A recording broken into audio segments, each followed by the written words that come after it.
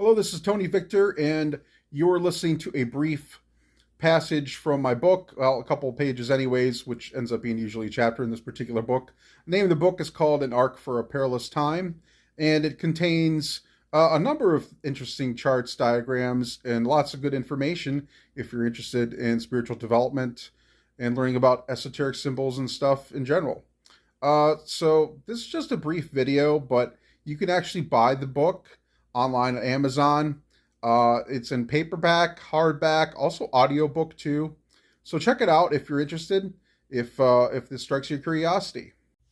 I feel I should also preface this particular chapter by talking about the fact that it's related to the hieroglyphic monad of John Dee and the examination of how that's kind of put together as I understand it.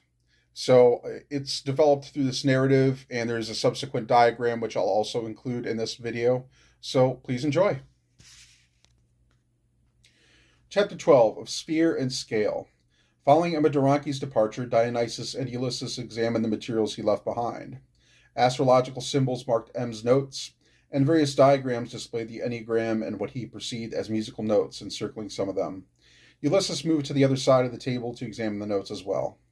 Ulysses, with a confused look, asks, "What is it?" Dionysus, also looking confused, says, "Well, let's look. I spent a great deal of time studying astrology, so I'm familiar with these symbols, but not necessarily how they were placed and the positions they appear. Jupiter is placed at the bottom left with what appears to be hydrogen 768. That would mean that position 0, or 9, would likely be related to Sagittarius. But could it not also perhaps be Pisces, which Jupiter rules?" asked Ulysses.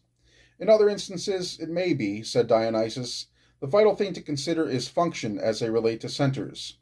Sagittarius is in position DO 768 because it relates to the physical moving center of mankind's body, namely the hips." And I'm just going to stop here briefly to mention that this is relating to the system of the fourth way of G.I. Gurdjieff.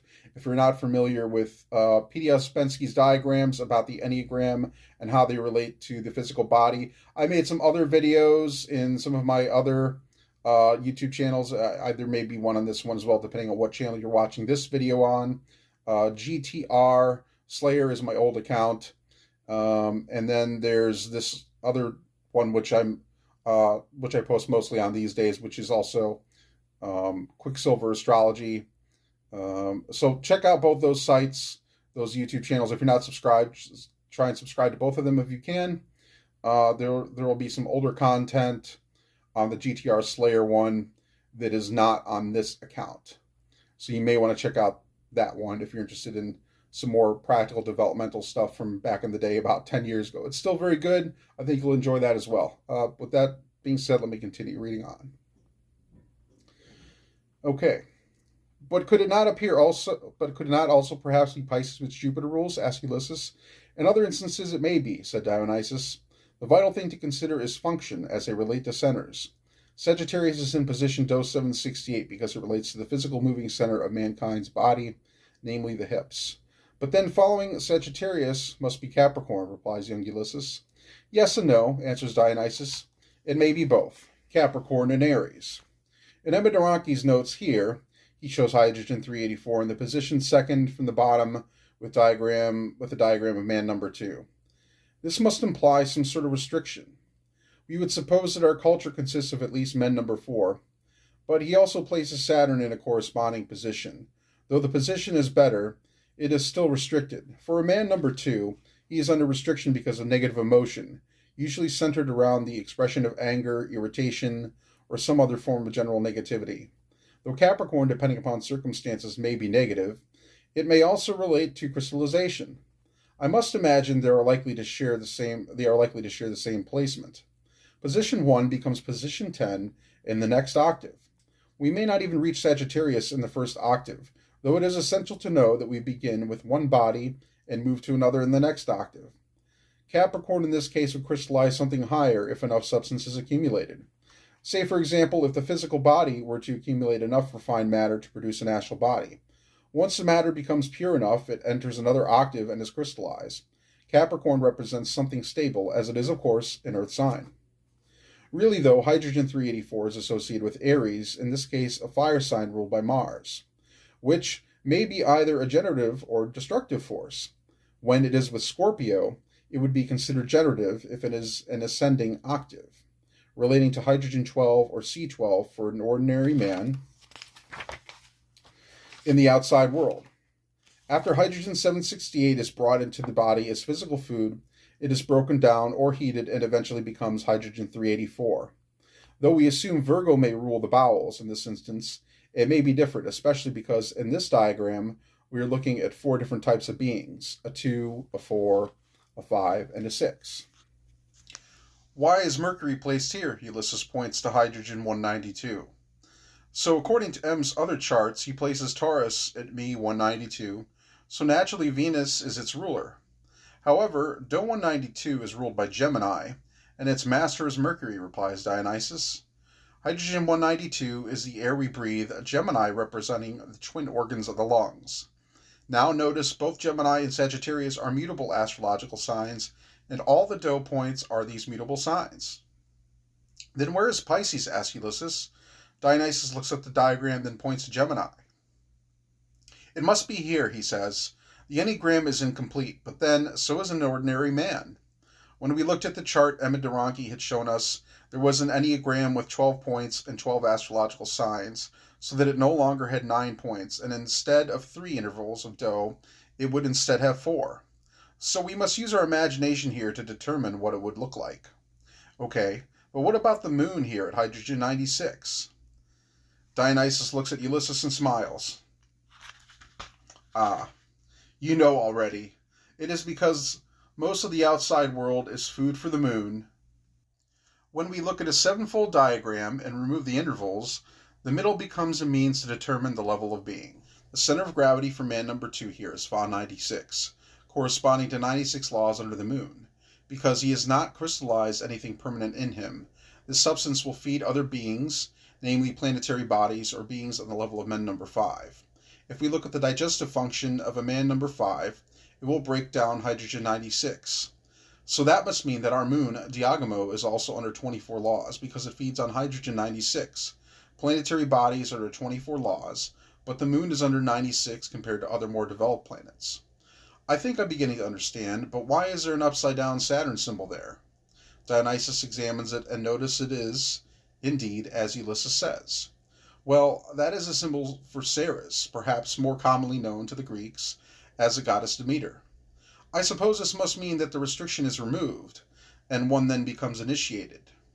This implies an inner shift away from automatism. The center of gravity marked for man number 5 is hydrogen 24, and has a symbol of Venus. So we must assume there is a change in feeling. Something emotional happens. There is much to unpack in this diagram here. At one point in the history of the Uranikites, there were 3 halls for the wisdom keepers. A hall for knowledge, where students learned a common language, and one of being where they developed an astral coding through various means. The third and central hall was for those with enough understanding to develop individual reasoning, and the collaborative development of objective knowledge. The aims of each part of the school organically created a natural order of initiation. Those entering the third hall must speak the common language and engage in their own work. However, this meaning became quite diluted over time until the Uranikites became prideful, lazy, and lacking in leadership. Dionysus and Ulysses began to draw different diagrams of their own to see if they could determine the correct movement of the planets, signs, and hydrogens. One thing they noticed is that the charts must be thought of in a living, moving way.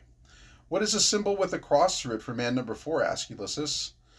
That is a symbol for the earth itself, says Dionysus. It's goddess Demeter's realm.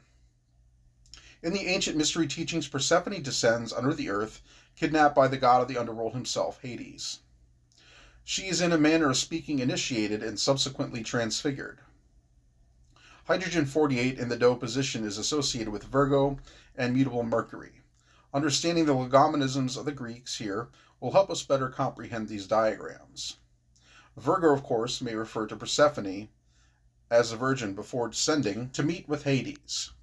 Or we may take this as a symbolic being duty of all Uranikites under 48 laws and the reciprocal feeding within the ray of creation. We may also examine the cross of the earth as a mesoteric expression of the symbolism of Christ. It is the beginning of conscious labor and intentional suffering. Though this idea was never meant for a single man, it is the being duty of all men and women. What about the outer planets and their positions in the diagrams? Asked Ulysses. Well, they do not seem to line up with the rest of the astrology, but perhaps they are related to functions of the higher emotional or higher intellectual center. Though I would encourage you to study the material and know enough to have a conversation with M, and then perhaps it will be you giving lectures in the Great Hall. Dionysus chuckles and drinks some more Posca. If you all enjoyed that, please like and subscribe and check out my book, An Arc for a Perilous Time. It's available on Amazon. And again, I am Tony Victor. You're listening to Quicksilver Astrology Channel, as well as also probably even the GTR Slayer channel from back in the day.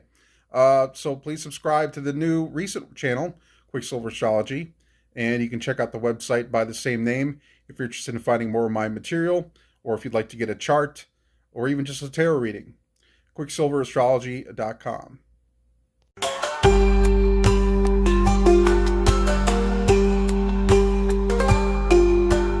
ज्योतिष का ज्ञान यह रहस्य Astrology's knowledge deep as sea नक्षत्र कहानियाँ कहता यहाँ Constellations tell their stories to thee kundalini जगाओ आत्मा जागृत करो Awaken Kundalini, let your spirit rise ऊर्जा भीतर से बहती है Energy flows from deep inside